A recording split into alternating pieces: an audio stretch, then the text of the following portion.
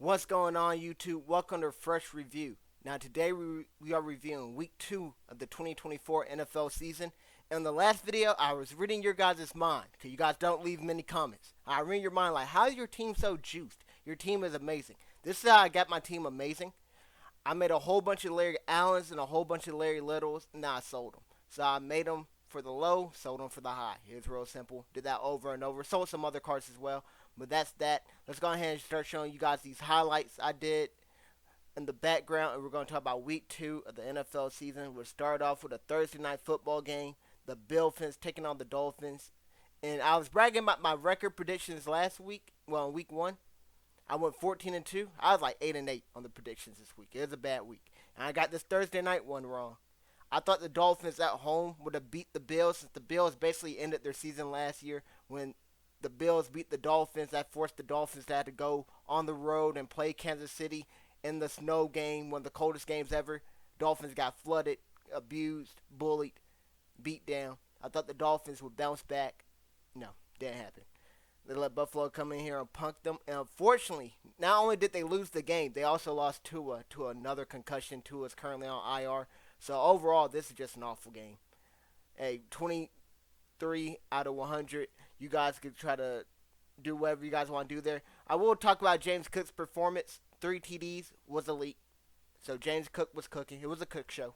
But let's go ahead and go to our next game, which is even better. I ain't gonna lie to you. I know it might sound a little crazy, but our next game is the Saints at the Cowboys. And what a game this was. Oh my goodness. The Saints put it on them. Alvin Kamara with 4 TDs. Could have got 5. Got tackled inside the 5. Could have got his 5th one. But he still finished this with 4 TDs. Rashid Shaheed, big play after big play. The Cowboys defensively looked horrible. Offensively, horrible. I mean, it's just a bad time to be a Cowboys fan. But this was a great game to watch if you weren't a Cowboy fan. So I'm going to be unbiased here. I'm going to give it an awful score just like the last one. I think Kamara's performance at least made this entertaining with the big plays and stuff like that. But I'm going to give this a 24 out of 100. There's some entertaining plays, but as a game itself, oh my goodness. It was over early. Now, our next game was over late, and it was a great game. Truly was great. It was the Buccaneers taking on Detroit, the Lions. So it was in Detroit, and Chris Godwin continued where he left off. He popped off. St. Brown, so the 2 slot wide receivers, both had big games here. St. Brown didn't have a great week 1. Came back with a great week 2. Jameson Williams still showed potential. He's improving. Had some big splash plays in this game. But the Lions put up so much yardage, but Tampa Bay still got the win. Baker Mayfield, 2 touchdowns, 1 through the air, 1 on the ground, the go-ahead rushing one. And then, even with 5 sacks, Aiden Hutchinson, the Lions, could not get the job done. What a game this was. This truly was a great game. But I'm going to go ahead and give it the amazing rating, because it did come down to the final plays. I'm going to give it a 91 out of 100. I really did love this game. I thought Bucs-Lions is a rematch from the NFC divisional game last year. The Buccaneers got the revenge. We'll see what they can do in week 4 when the Eagles play the Buccaneers. And the Eagles try to get their revenge in the wild card game from last year. So overall, I thought this was a great game. Could have some playoff implications later on in the year. Now we got the Colts at the Green Bay Packers. And oh my goodness. Josh Jacobs was gashing. They relied on Josh Jacobs heavy while Jordan Love. Malik Willis is serviceable. But it was basically the Josh Jacobs show. He had 150 yards on the ground. Anthony Richardson. Anthony Richardson, man. You know, you see flashes of potential, then you see some, you know. He makes those throws that only he and a select few others can make. And they make those throws where only he and a select few others will make. Like, so the good and the bad. You feel me? Like, he made those throws only him, Mahomes, and Allen can make. Josh Allen, that is. And then he made those throws only him, Will Levis, and Dak Prescott could make. If that makes sense. So, you know, he's in that tier. Nah, I ain't trying to violate you Cowboys fans like that, but your quarterback is kind of trash. But that's a different story. We're talking about Anthony Richardson here. Being held to 3 points for most of the game. He got a TD after the 2 minute warning that made it 10-16, and they had a chance late into the game with a Hail Mary. It didn't go. I thought it was a mid game, right? It wasn't awful, but I'm probably give it slightly below average. I give it a 47 out of 100. Let me know what you guys thought about that game in the comments. Colts Packers. Two quarterbacks, Malik Willis, Anthony Richardson, definitely wasn't very entertaining. But the running backs, Jonathan Taylor and Josh Jacobs, were both great this game. Even though Josh Jacobs did fumble at the goal line.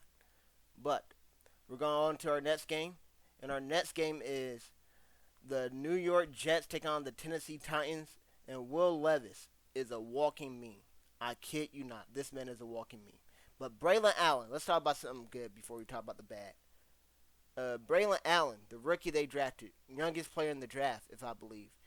I don't even think he can drink legally. And this man is out here putting in pain. He looks like a man amongst boys. And this man's the youngest dude in the league. He is running through contact, running over people. And they still got Breece Hall over there. So they got a great thunder and lightning 1-2 punch in that backfield. And Aaron Rodgers, man, watching him work. This man goes up to the line of scrimmage. And oh my, it's methodical. The ball isn't getting snapped until 1 second left. He spawns onto the football field with chew clock on. This man is out here running solo challenges, solo battles. He got chew clock on as soon as he steps on the field. And he is milking the clock 24/7, nonstop. Aaron Rodgers looked really good this game. So it looks like Aaron Rodgers getting his groove back. I expected for him to struggle against San Fran. He usually does struggle against the Niners and stuff, but against Tennessee, he looked like he is in his element. And Will Levis, like I said, still a meme. But Will Levis did throw a perfect pass to Calvin Ridley, who scored on Sauce Gardner and safety sport over the top. I'm not sure how many Sauce Gardner TDs have been given up over the past few years since he's been in the league, but it's not many. So Will Levis, the test Sauce Gardner, and when he got safety support, that was a perfect ball. Can't even hand it off better. So great play by Calvin Ridley there. If I'm not mistaken, I think he might have caught it one-handed. But I know it was a diving catch and stuff. It was a perfect ball by Will Levis. But Will Levis is not the answer in Tennessee. They might be getting a quarterback. Who do you guys think they take in the draft? I think they might be looking to Shedeur Sanders. I could see them taking Cam Ward as well, but I think they'd take any quarterback. Will Levis almost had a game-winning drive. They are down 7. They got into the red zone, but couldn't convert. And then that's pretty much how they lost the game. I think the Titans tried to go for 2 there. I think you try to steal the game by going for 2. You don't want to play that game any longer. You got a chance to steal a W, you take it by any means necessary. You're Tennessee. But overall, I thought that was a good game. A 72 out of 100 is what I'm giving that game. Didn't think it was anything crazy, but definitely was solid, memorable, had decent enough. Now let's go to our next game, which was insane. Oh my goodness. It was the Minnesota Vikings taking on the San Francisco 49ers. And I kid you guys not. Brock Purdy was out there seeing ghosts. This man was on his back more than a prostitute. This man needs to go see a chiropractor. His back is broken, obliterated, demolished, destroyed. This man was getting hit with the double mug nano blitz nonstop 24/7. He had 6 dudes across the line of scrimmage. Everybody go get him. Cover 0 all game long. Had his head spinning. Now, Debo was solid this game. So was Jordan Mason. Purdy was okay. But Justin Jefferson had the play of the game, and Sam Darnold got revenge on his former team. But this Sam Darnold passed to Justin Jefferson. They double-teamed JJ. It didn't matter. He still got over the top of the defense, caught the ball in the middle of the field, ran all the way to the left side of the field, stopped on a dime, cut all the way back to the right. This man, JJ, had it looking like it was on Rookie Arcade. I can't believe this 97-yard TD, man. Just when San Fran was about to score, 97, right, you're inside the 5, whatever. The Vikings respond back with a 97-yard TD. That pretty much is the difference in this game. I thought this was a really good game, though. I'm giving this one a 76 out of 100. Brian Flores' scheme. More power to him. I know Brian Flores got a lot of slack because of that Tua stuff that came out. right before the season where Tua's like, Brian Flores said I suck, and Brian Flores told you the truth, Tua. We are in a snowflake generation. Tua, you are garbage. No, I'm kidding. Tua's okay. But no, Brian Flores as a defensive coordinator is the truth. As a head coach, I mean, they had a winning record, and they're better with Ryan Fitzpatrick than they were with Tua. Now, sometimes you got to put the kid gloves on Brian Flores. You can't be telling dudes they trash, especially when they're young. You feel me? Like, you don't destroy his confidence and all that. But Brian Flores as a DC, him and Kevin O'Connell got this team moving and grooving. The Vikings are legit. They might be a top 5 team in the league right now. I don't want to crown them too early, but they might be top 5. Now we have the only game that went to overtime this week, the second overtime game of the season. And this game is Seattle at New England. So everybody remembers the Seattle play. I believe it's the 10 years since the Malcolm Butler pick in the Super Bowl. So I remember I was watching the pregame show, and Grunt gave a shout out to the people in New England that I was watching the game and stuff like that. I guess I had a 10-year reunion for that Super Bowl, whatever. And the Seahawks got the revenge. That's all I'm going to say. Geno Smith, resurgent year. Of course, he had that year a couple years ago where everybody wrote him off after the rush trade to Denver. He came back, won comeback player of the year. The following year, he was still solid, but he wasn't as good as the year before. But this year, Geno's back in his bag. Right, might be playing the best ball he ever played. Geno throws for over 300 yards again. DK Metcalf is a monster amongst boys. This man got loose on the coverage. Blown play TD. I don't know who fault it was on New England, but Bill Belichick would have had dudes cut right then at halftime. Like, by the time you made it to the locker room at halftime, Bill Belichick would have had your clothes packed in a bag. Gerard Mayo, I mean, he's allowing the nonsense, all right? He's allowing it because this New England defense isn't what I remember it being. But JSN, great game. Best game of JSN's career, I believe. So JSN, second year bump for this rookie. He's improving. That's it. Not rookie, but his first year as a rookie, he didn't play that much, and they used him a whole lot for underneath and gadgety stuff and like that. Now they're letting him run a full route tree. He's getting more snaps than Tyler Lockett, and JSN's improving. And you can see it on the stat line. Game did go to overtime, though. The Patriots got ball first. They weren't able to capitalize. Geno Smith got the boys in field goal range. And Jason Myers kicked the game-winning field goal. Zach Charbonnet filled in for an injured Kenneth Walker, and he did okay. I'm curious to see what Zach Charbonnet does next week if Kenneth Walker misses another game. Zach Charbonnet basically got every carry and every touch this game out of the running back stuff. Didn't play too great. But Antonio Gibson and Ramondre Stevenson looked really solid for New England. So New England and Seattle both look solid, you know. New England's 1-1, Seattle's 2-0. We'll see how they continue, but a West Coast team going out to the East and getting that W is very impressive. So shout out to Seattle, see how they continue improving. I'm giving that game an amazing score of 90 out of 100. Now we're going on to our next game, which was truly a great game. It was the New York Giants taking on the Washington Commanders.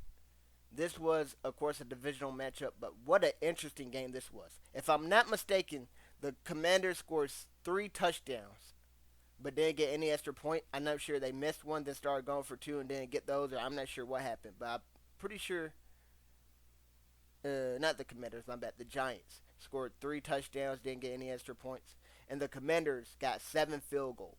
So the Commanders won off of all field goals. They won 21-18. Jaden Daniel, Malik Neighbors, these rookies were solid. Malik Neighbors is the truth. All right, this man is spectacular. Jaden Daniels is being a check down Charlie, and he's doing great with his legs. I need him to not go full Anthony Richardson, right, and bomb everything. But I would like to see him throw a little bit farther. In week 3, they have a primetime game against the Cincinnati Bengals. So I will be able to watch every snap of that game. I do watch these games on NFL Red Zone, so, I don't see every snap. But, when I do see it, he's not throwing the ball that far. He's doing a lot of check down. A lot of people didn't expect for Brian Robinson and Austin Eckler to get as many catches as they have gotten. Since they had a mobile quarterback, you think Jaden Daniels would be just running instead of checking it down. But He will run. He will check it down. He will not throw it deep, which is kind of what I didn't expect because he was so great with the deep ball at LSU, throwing out to Brian Thomas Jr. and Malik Neighbors. So that's an interesting development right now, but it's still early in the year. I'm not trying to make an assessment on this player this early on, but Malik Neighbors is the truth. I can make an assessment right now. That man is a problem. I had this thing where I was saying the Chargers should have drafted Malik Neighbors. They need a wide receiver. They wanted the generational talent at the tackle position instead of the wideout position, right? So the Bengals did the opposite a few years ago where they took Chase over Penei Sewell. So the Lions ended up taking Sewell at tackle. I mean, it works out for both teams because both these players you can't lose. I mean, it's a win-win. It's all about preference. But let me know what you guys what I did in the draft. You were the Chargers. Where I took Joe Alt at tackle or Malik Neighbors at wideout. Because both of these players look sensational. Joe Alt and Malik Neighbors. But man, this dude Malik Neighbors. That's how you sell jerseys. Right? The offensive lineman is cool and all, but who's buying a Joe Alt jersey? These Malik Neighbor jersey. And they unretired number 1 for him. I should have drafted him in fantasy just based off that fact alone. They knew this joker was the truth. But oh my goodness. Now, I am praising this man. And it might be unacceptable praise or unacceptable glaze. Because he did drop a pass that would have essentially won the Giants the game. It was on 4th down. They went for it. And he catches that pass. They can then run out the clock and then kick the game-winning field goal. He dropped it. It was a tough catch to make. It wasn't like in the breadbasket or anything. It's towards the sideline. He had to try to toe tap and all that. But it's definitely a makeable catch for him. He dropped it. That allowed the Commanders to go down and get the game-winning field goal. So I'm curious to see how he bounces back next week and what he does. But speaking of next week, let me go ahead and get the grade for that game. I thought that game was truly great. I'm getting that one at 88 out of 100. Now, next week, like I said, transition to the Chargers at Panthers. Bryce Young has been benched. It is official. He's benched. He's on the sideline chilling. Andy Dalton will start because this Chargers-Panthers game was abysmal. Bryce Young is missing everybody. Justin Herbert led the game with 130 passing yards. Now, that might be like, indictment on Herbert. Herbert first got injured, so he's a little banged up. But they're up so much, they're just running the ball. Bryce Young, you can't even get garbage time yards. What are you doing?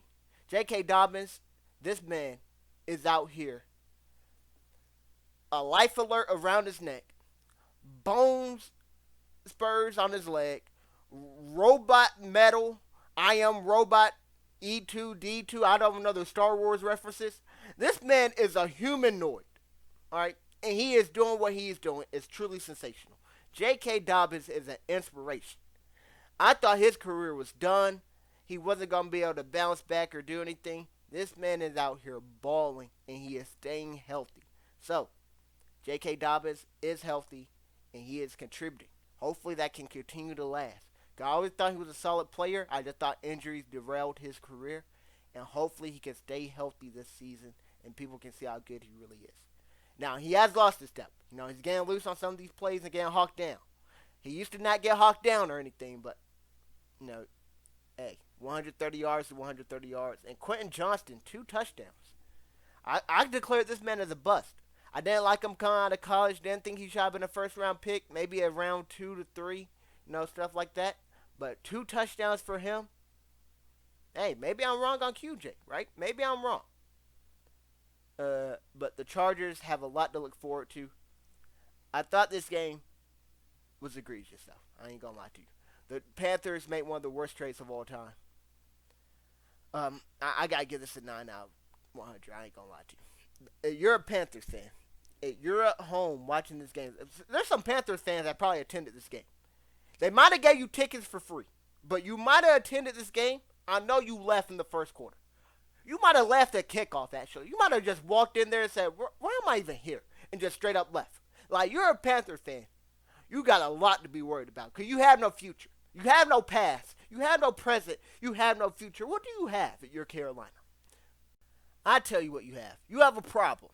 And hopefully Andy Dalton can be the solution to that problem, but no guarantees about that. Now we're going on to our next game.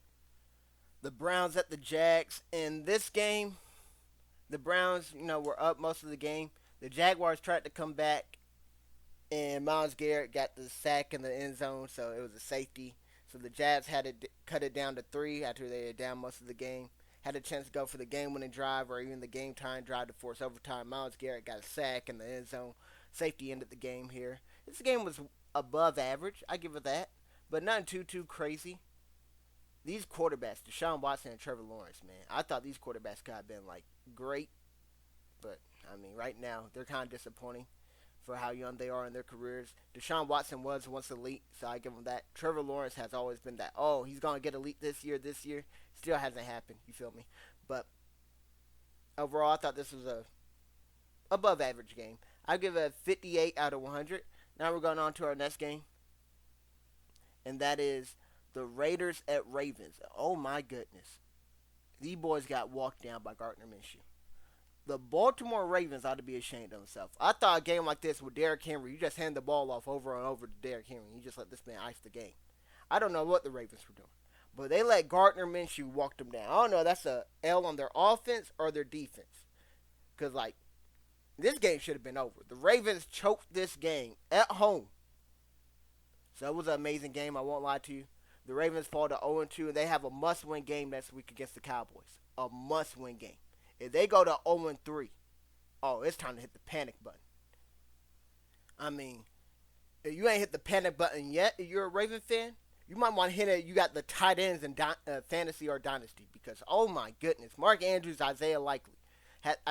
Likely had that big week 1, so he didn't do much week 2. You got to see what he does week 3. But Mark Andrews, sir, are you okay? Are you an imposter? What's going on? Brock Bowers is the best tight end in this game. This joker just got into the league. Granted, he was a great prospect. You could say a generational tight end prospect, whatever the case may be. But, like, these Raven tight ends, what is going on? Well, mainly Mark Andrews. I keep saying tight ends. But Isaiah Likely might be taking his job very soon. It's very likely, actually. But, like I said, I thought that was a truly great game there. I say amazing. 90 out of 100. Now we're going on to our next game. And it was Rams at Cardinals. And this was a one-sided beatdown. Kyler Murray, you have one job, and that is to make sure the Maserati has gas in the tank and has an oil change. It's that simple, Kyler Murray. Once you do that, everything goes well. This man, Marvin Harrison Jr., went out for 4 catches, 130, and 2 touchdowns in the first quarter. Granted, he didn't do anything the rest of the game. He got some targets in the end zone. They tried to get him like a goal line fade TD, and, they got to work on that a little bit more. Neither of them played preseason, or at least Maserati Marv did it. But I see the development. The chemistry's being there. That could be a great connection for years to come. Marvin Harrison Jr. is looking like the truth as well. Him and Malik Neighbors were the 2 highly sought-after wide receivers in the draft class, and they look like they are ready to produce right away. So the Cardinals handled that game easily, 41-10. Cooper Kupp got injured, so the Rams face the Niners next week in an injury bowl. It was like the Niners won't have Kittle, Debo, they won't have McCaffrey, and then the Rams won't have Puka or Cooper Kupp. So we're going to see who wins out the second and third string players.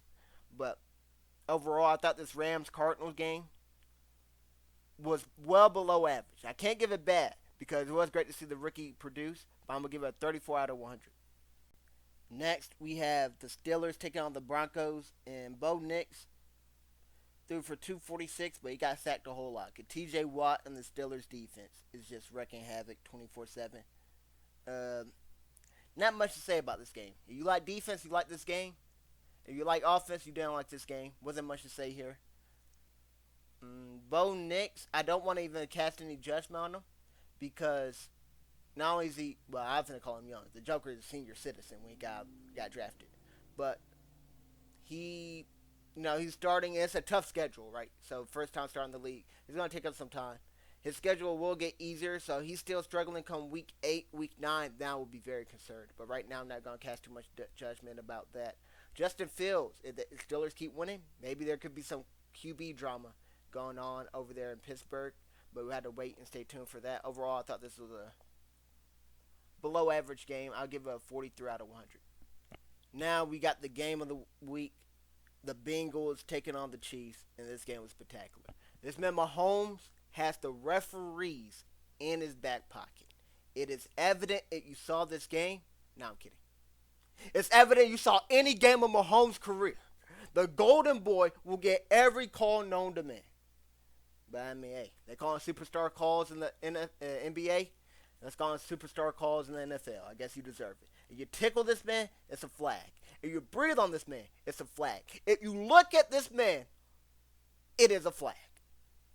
But the Bengals, man, Chiefs, what a game this was. Pacheco unfortunately did break his leg. So the Chiefs are looking to pick up Kareem Hunt. If they get him, that could make that running back thing interesting for the time being. But right now they will rely on Carson Steele and Samaje Perine. And wide receiver wise, Xavier Worthy got absolutely clamped. So he had a great week one. Saying this, he scored off a blown coverage and an end around. I want to see him generate more targets. Rashee Rice is doing that. He's generating targets, and Kelsey still no-show. So it seems like it's Rashee Rice's team right now. As far as pass catchers goes for Kansas City, because Kelsey and Worthy have not been doing too much this year. But Worthy in particular, Kelsey normally, I'm not worried about Kelsey in the regular season, postseason. I expect for him to take that step up. But Worthy, I think, needs to get better at being the press, because this corner from Cincinnati made a spectacular one-handed catch. Could be the catch of the year. Well, defensive catch of the year, interception-wise. But overall, this game was absolutely spectacular. 99 out of 100. I'm giving a slight edge over the Ravens-Chiefs game, because this game went a little bit more back and forth, in my opinion, with lead changes. Ravens-Chiefs, the Chiefs were up the whole time. The Ravens did almost take the lead at the end, but this game right here was so awesome, because Harrison Butker kicked the game-winning field goal, went to the post-game interview and said, "Woman, go make me a sandwich." Now on to our next game, which was Bears at Texans. So we got to see the number one overall pick, Caleb Williams, versus the best quarterback from last year's draft, C.J. Stroud. So many who thought Caleb was going to be the best quarterback this year versus best quarterback last year. And Caleb did not look too great. Nico Collins and Stroud, that connection is looking fantastic. I'm not going to say too much about this game, but Caleb does have to play better. I'm not too worried about him, because I thought he was going to be a generational talent as well. So I'm not too worried about him. I'm not going to hit the panic button yet, but I do want him to play better, and I do expect that he will get better throughout the season. I think Stroud set the bar so high with these rookie quarterbacks where, like, we do have to come back to our realization, like, Stroud was historic last year. Let's now expect every quarterback now to come into the league and be historic. Now, you don't have to be Bryce Young bad or anything like that, or Zach Wilson bad, but, can we give them some time to improve? A lot of people are saying that they should be sitting out a year or two. Maybe they should, maybe they shouldn't. I don't know. Because Stroud, hey, he was good to go right away. So, you never know exactly what you have in the rookie until you play him. But I think Michael Penix will be one of the best quarterbacks here, because he had that luxury of sitting out behind Kirk Cousins. And then when he gets in there, he's going to have Bijan, Drake London, Kyle Pitts, all these weapons that done developed with Kirk Cousins, as he was also learning under Kirk Cousins. So I think Penix has the best situation, but Caleb Williams has a great situation as well. I expect for him to get better as the season goes on. Thought the game was average. I'm giving it a 54 out of 100. Now, the final game, I ran out of footage, guys, yapping for a little too long, so I'm re-looping the footage from the first part of the video. But our final game, we have the Falcons taking on the Eagles, and this is a Monday night primetime game, of course. And let's talk about how Kirk Cousins didn't look that great for the first three quarters, and then this man turned into Superman in the fourth quarter. But let's talk about how we got to the fourth quarter, because the first quarter was a snooze fest. Second and third quarter, we should have took our points. We didn't take our points. Nick Sirianni likes to be aggressive. I'm cool with that. I play aggressive on Madden. Sometimes I do stupid stuff. I go for 4th and 30 sometimes, but this is Madden. It's a video game. Nick Sirianni, what are we doing? Like, I'm all for being aggressive, but oh my goodness. Like, I'm even saying, calm down, Brody. Calm down. But this game should have been over. It's Saquon catches his pass, but he drops it. So instead of going for it on 4th down, when I thought we should have went for it there, even after the Saquon drop, we decided to take our field goal, so we settled for 3. And that only put us up by 6. So that allowed the Falcons to just march down the field. These jokers done march left, right, left. Kirk Cousins on prime time, when the lights were bright, turned into Tom Brady. I couldn't believe it. You ever seen those Scooby-Doo things where they revealed the mask underneath? Like, this man really was Tom Brady in the fourth quarter, marching down the field on us. Walked us down hit Drake London for the game-winning TD. We had 40 seconds left. I believe 2 timeouts to go get the game-winning field goal. All we gotta do is get to the 40-yard line for Jake to make Elliott to make it. Hurts throws a pick. That's how the game ends. I thought it was an amazing game. Uh, Last-minute drive by the Falcons. I'm gonna give it a 93 out of 100.